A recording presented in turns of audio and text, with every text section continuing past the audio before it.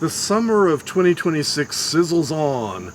I was recently thinking of the Tennessee Williams one-act play, A Lovely Sunday for Crève, Cœur, in which the heroine, Dorothea, experiences heartbreak on a stifling hot summer afternoon.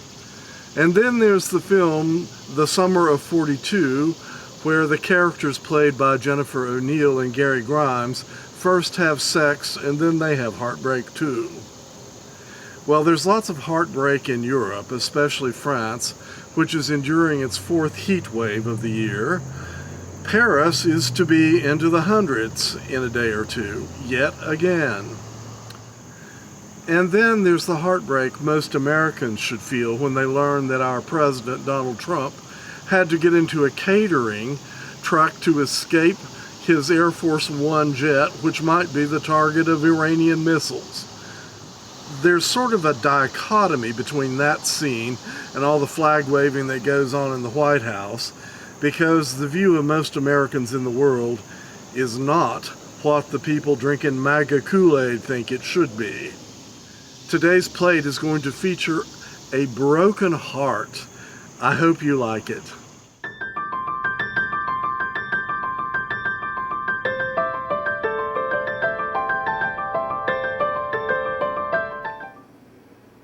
This full summer dish is guaranteed to mend a broken heart.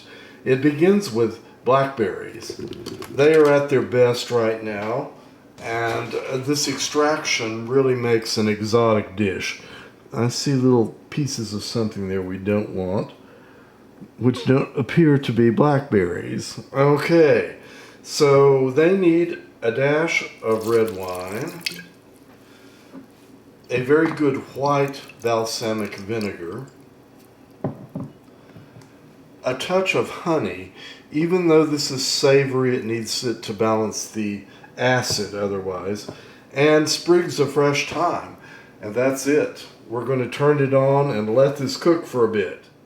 After 5 minutes of simmering, let's see what we have. Notice how they've changed color. Very interesting, that, isn't it? Well, this has to go through a food processor, and then it needs to be strained to get all those seeds out of it. And I won't bore you with that, so I'll be back in a minute. This is some Philadelphia cream cheese. Now, if you were in Italy, you could use mascarpone, and if you were in France, you might try a fromage blanc.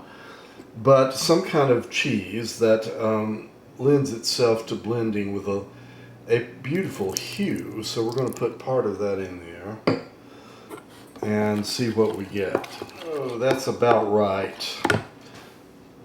Let's move on to the next step. This is zucchini, which I'm squeezing all the liquid out of.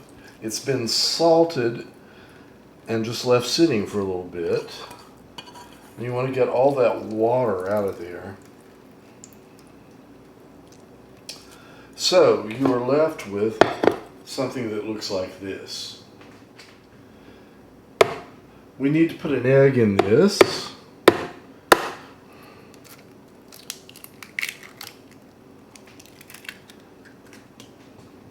And given that the zucchini was salted, go easy on just a touch more salt and a pinch of Tarte piece. Heavy cream, very heavy cream, as you can see.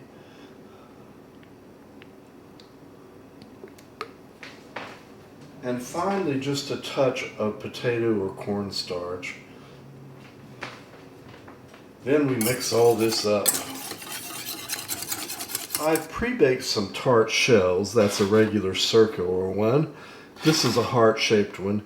I'm going to try both because you never know. One may turn out better than the other, and you can break a heart very easily by cutting it in two. So anyway, there's our pre-baked shell, and what we do is we put a little bit of this cheese in the middle.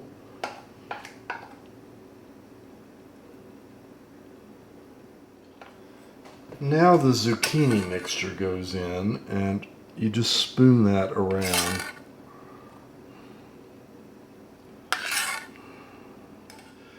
I should note that I buttered those molds very, very well because you don't want things sticking. Okay, into a 350-degree oven, and they will be nice and done in about, well, 12-15 minutes.